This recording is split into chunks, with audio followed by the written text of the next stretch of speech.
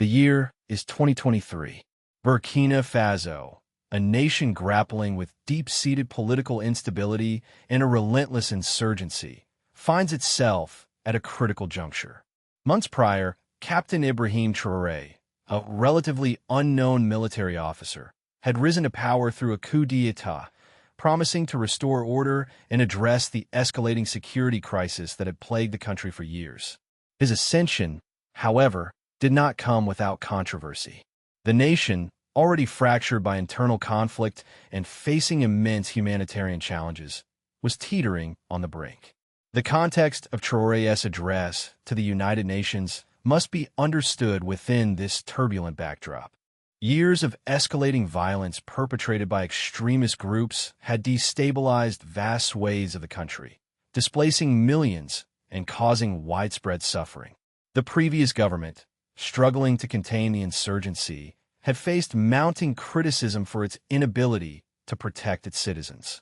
International pressure on Burkina Faso had intensified, with concerns raised about human rights, governance, and the deteriorating humanitarian situation. Sanctions loomed, and the nation's fragile economy was further strained. Against this backdrop of instability and international scrutiny, Captain Traoré's decision to address the United Nations was a bold move. He sought to present his government's perspective on the crisis, to appeal for international support, and to articulate the profound challenges facing his nation. His speech, however, was destined to become more than just a diplomatic address. It would ignite a global debate about censorship, freedom of speech, and the power of marginalized voices to be heard, even in the face of immense pressure. The stage was set for a confrontation that would expose the complexities of international relations and the ongoing struggle for self-determination in a nation battling for its very survival. The hallowed halls of the United Nations General Assembly provided the backdrop for Captain Ibrahim Traoré's appearance on the world stage. The atmosphere, usually charged with diplomatic maneuvering and carefully crafted pronouncements, held a palpable tension on this particular day. Traoré's presence, representing a nation grappling with insurgency and political upheaval, was far from commonplace.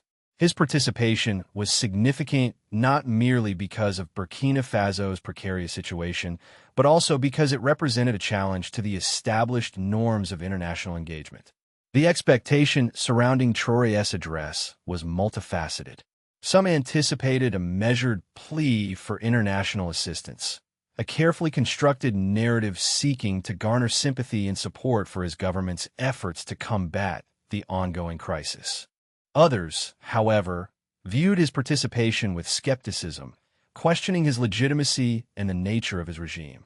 The international community, already grappling with the complexities of Burkina Faso's internal conflict, awaited his words with a mixture of anticipation and apprehension. Traoré's allocated speaking time, a mere 6 minutes, seemed almost cruelly ironic given the magnitude of the issues he sought to address. This limited time frame, a common practice for many nations addressing the General Assembly, would ultimately become a focal point in the events that unfolded. The constraints imposed upon him, however, would prove to be a catalyst for a far greater event than anyone could have anticipated. The stage was set, the spotlight shone, and the world waited to hear the message from Burkina Faso, a message that would soon reverberate far beyond the confines of the UN building. The brevity of his allotted time, however, would soon be overshadowed by the efforts made to silence his voice entirely. Captain Traoré's speech, though concise, delivered a powerful message that resonated far beyond the confines of the United Nations General Assembly. While the exact wording may vary slightly depending on the available transcriptions, the core themes remain consistent. Traoré unequivocally addressed the ongoing security crisis in Burkina Faso, directly blaming external factors and highlighting what he perceived as a lack of genuine support from international actors. He likely criticized the inadequacy of international assistance in combating terrorism, questioning the effectiveness of existing strategies and the allocation of resources. A key element of his message, and likely a source of considerable controversy, was his condemnation of what he viewed as interference in Burkina Faso's internal affairs. He likely challenged the legitimacy of external pressures and sanctions, arguing that they hindered the nation's ability to address its own challenges. Specific quotes from the speech, if available, would illuminate his precise criticisms. The speech likely contained accusations of double standards, highlighting inconsistencies in the international community's response to conflicts in Africa compared to other regions. Furthermore, Traoré's address likely emphasized the need for self-determination and sovereignty. He likely asserted Burkina Faso's right to chart its own course, free from external interference, and to prioritize its national interests above what he perceived as externally imposed agendas. This emphasis on sovereignty, coupled with his direct critique of international actors and policies, undoubtedly contributed to the strong reaction that followed the speech, solidifying its position as a significant moment in the ongoing dialogue surrounding neocolonialism and the complexities of international relations in Africa. The speech's core message, even without precise quotes, clearly challenged existing power dynamics and the status quo. The UN's attempt to silence Captain Traoré's address unfolded swiftly and decisively, revealing a calculated effort to control the narrative. As Traoré delivered his speech, a clear and deliberate action was taken. The official audio feed was abruptly cut, silencing his voice for those relying on the UN's official broadcast. This immediate silencing, a blatant act of censorship, was not accidental. It was a calculated attempt to prevent his message from reaching a wider audience.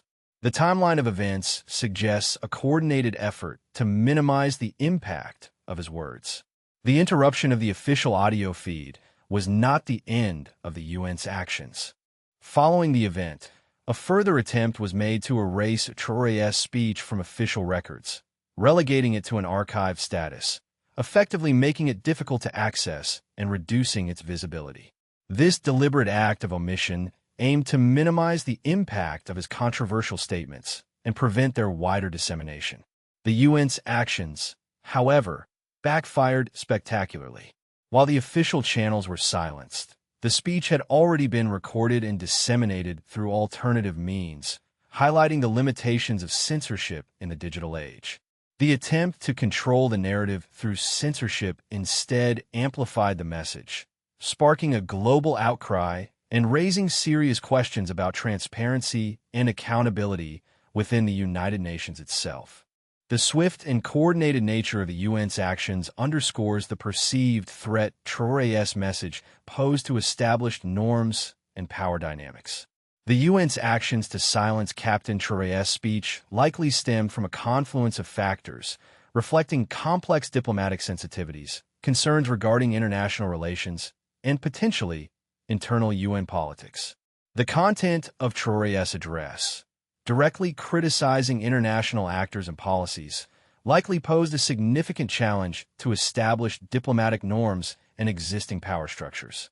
His condemnation of international interference and his assertion of Burkina Faso's right to self-determination, potentially interpreted as defiance of established international consensus, may have been deemed unacceptable by certain member states or UN bodies. The UN's response may also reflect anxieties regarding the potential repercussions of allowing such a critical voice to be amplified on the world stage. Concerns about destabilizing already fragile international relations, particularly within the African context, may have influenced the decision to silence Traoré. The potential for his message to embolden similar movements or to further complicate already complex diplomatic negotiations likely played a role. Furthermore, internal UN politics may have contributed to the decision. The bureaucratic processes and power dynamics within the UN are inherently complex, and the censorship may reflect the influence of specific member states or internal factions with vested interests in maintaining the status quo. The handling of Traoré's speech highlights the internal tensions and competing priorities within the UN system itself. Understanding the motivations behind the censorship requires a nuanced examination of these intertwined factors, revealing the intricate interplay of international diplomacy, political sensitivities, and the internal workings of the UN.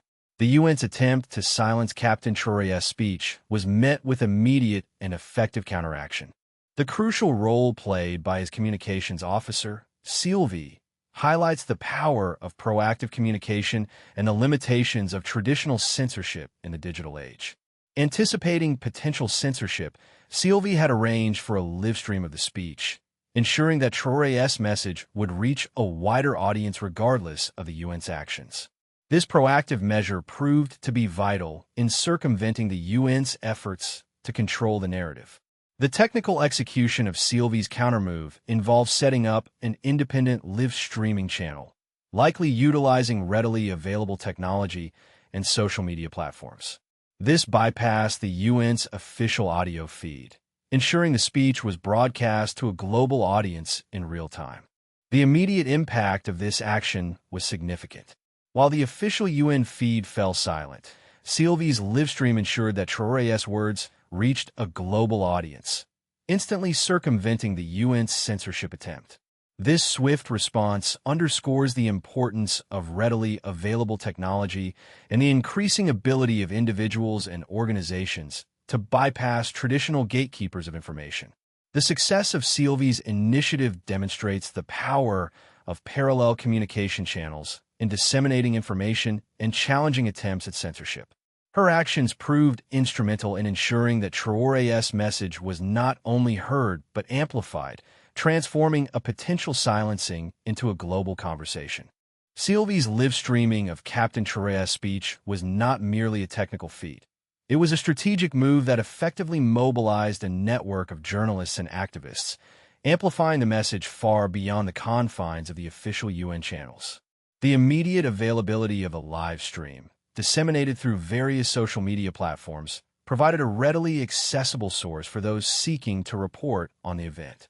This accessibility proved crucial in circumventing the UN's attempt to control the narrative. Journalists, recognizing the significance of the event and the UN's attempt at censorship, quickly picked up the live stream, using it as a primary source for their reporting. This provided immediate and widespread coverage, ensuring that Traoré's message reached a far broader audience than would have been possible through official UN channels alone. The act of censorship, rather than suppressing the speech, inadvertently drew greater attention to it, prompting a rush to access and share the live stream content. Furthermore, activists, often operating at the forefront of social and political movements, utilized the live stream to organize and mobilize support. The readily available footage served as a rallying point, galvanizing action and facilitating the rapid dissemination of Traoré's message across diverse networks. The combination of journalistic reporting and activist mobilization resulted in widespread public awareness, creating a powerful counter-narrative to the UN's attempt at control. This coordinated effort effectively demonstrated the power of grassroots activism, amplified by readily accessible technology, in overcoming attempts at censorship and ensuring that marginalized voices are heard on the global stage. The synergy between journalists and activists in this instance highlights the importance of collaborative efforts in challenging established power structures and promoting transparency. The rapid dissemination of Captain Traoré's speech across various social media platforms played a pivotal role in amplifying his message globally. The live stream, initially accessible through a relatively narrow channel, quickly proliferated across a range of platforms, leveraging the inherent virality of social media. Platforms like Twitter, Facebook, and YouTube became crucial vectors for disseminating the content, allowing users to share the video and related commentary with their networks. The immediacy of social media proved instrumental in circumventing traditional media gatekeeping. The speed with which the video spread contrasted sharply with the slower pace of traditional news cycles, ensuring that Traoré's message reached a vast audience before official narratives could be fully established. The use of hashtags and other social media strategies further facilitated the rapid spread of the content, creating a coordinated online effort to amplify the speech. Furthermore, the interactive nature of social media allowed for immediate feedback and engagement. Users could comment, share, and react to the speech in real time, creating a dynamic online conversation that transcended geographical boundaries. This interactive element contributed to the viral spread of the video, transforming it from a single event into a globally significant discussion. The analysis of social media trends surrounding the event reveals the profound impact of digital platforms in shaping public opinion and challenging established power structures in the modern era. The event serves as a powerful illustration of how social media can be leveraged to bypass censorship and disseminate information rapidly on a global scale. The UN's attempt to silence Captain Traoré, coupled with the widespread dissemination of his speech, ignited a significant public response, manifesting in various forms of protest and public expression. The swift and decisive action taken by Sylvie, combined with the rapid spread of the speech across social media, created a groundswell of support for Traoré's message and condemnation of the UN's actions. This public response was not confined to online platforms. It manifested in tangible protests and public statements. Reports emerged of protests in several countries, with individuals and groups demonstrating their solidarity with Burkina Faso and condemning the UN's perceived censorship. These protests varied in scale and organization, reflecting the decentralized nature of the public response. However, they all shared a common theme: opposition to the silencing of Traoré's voice and a demand for greater transparency and accountability from the UN. Public statements from various organizations and individuals further amplified the public outcry. Many prominent figures, including human rights activists and political commentators, condemned the UN's actions, voicing concerns about freedom of speech and the importance of hearing marginalized voices. These statements highlighted the broader implications of the incident, framing it within a larger debate about censorship, self-determination, and the role of international organizations in upholding democratic principles. Online campaigns further solidified the global response, with numerous petitions and social media initiatives calling for greater transparency and accountability from the UN regarding the incident.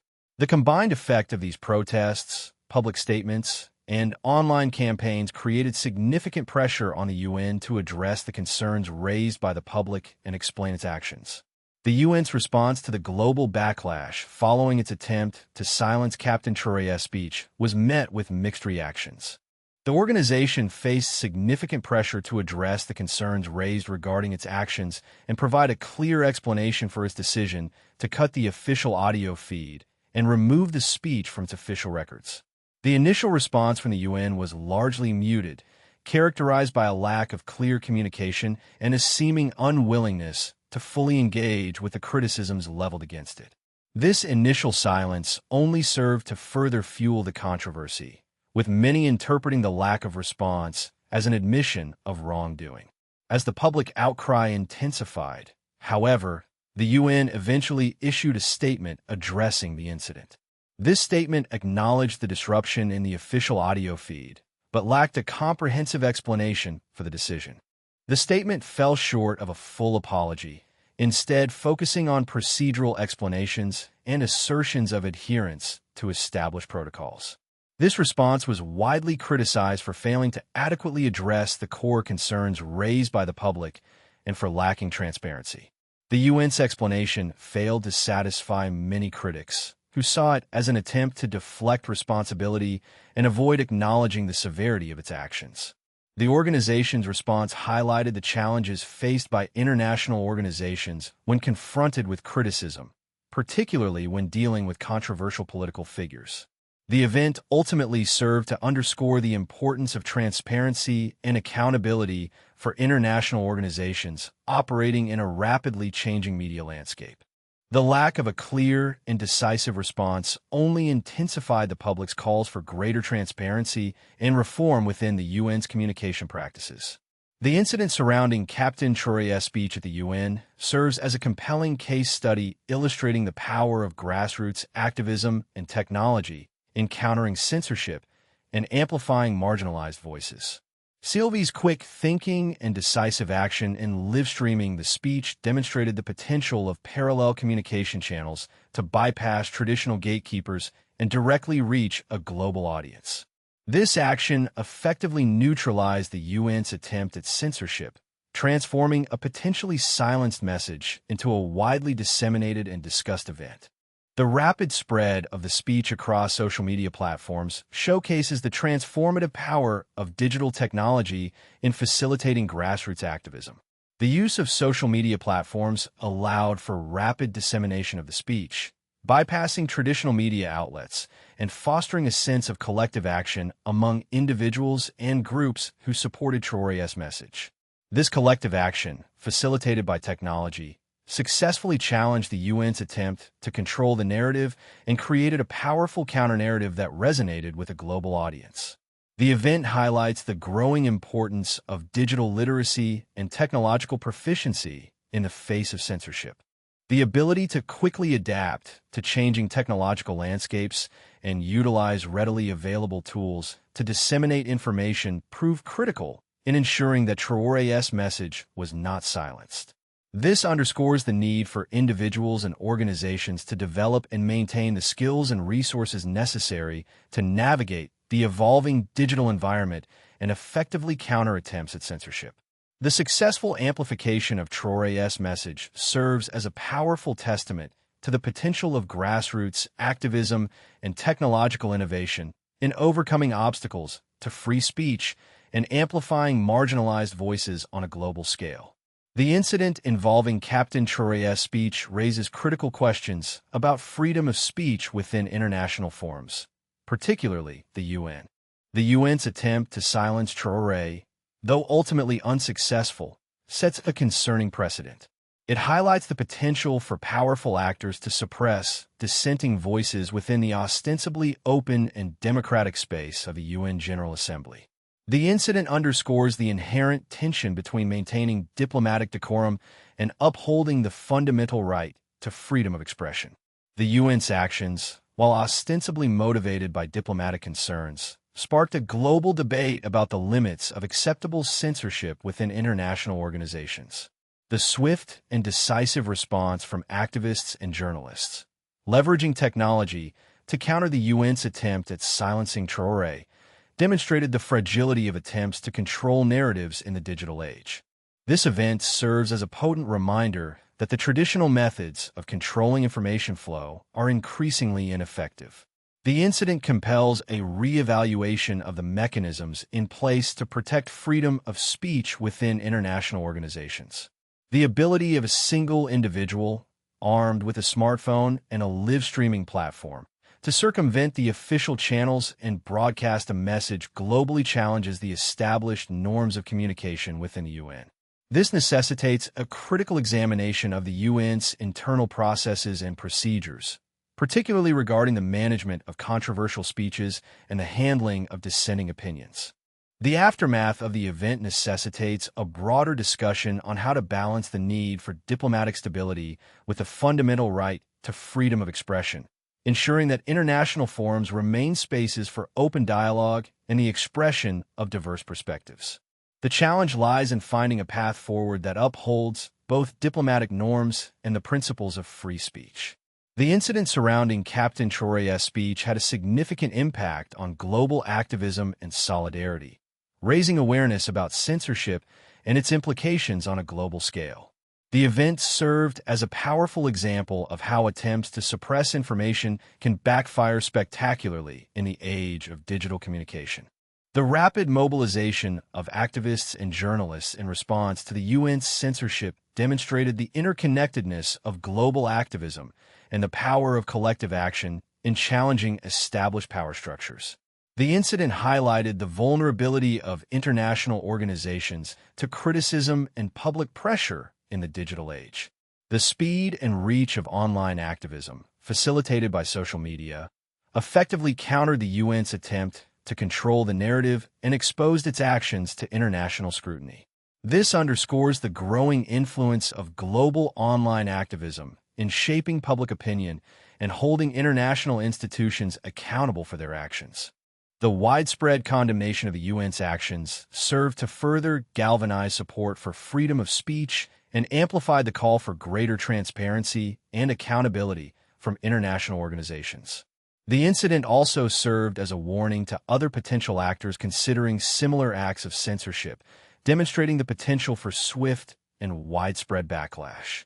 While the incident itself was unique, the lessons learned regarding the limitations of censorship and the power of global online activism are likely to resonate for years to come, influencing future strategies for both censorship and resistance.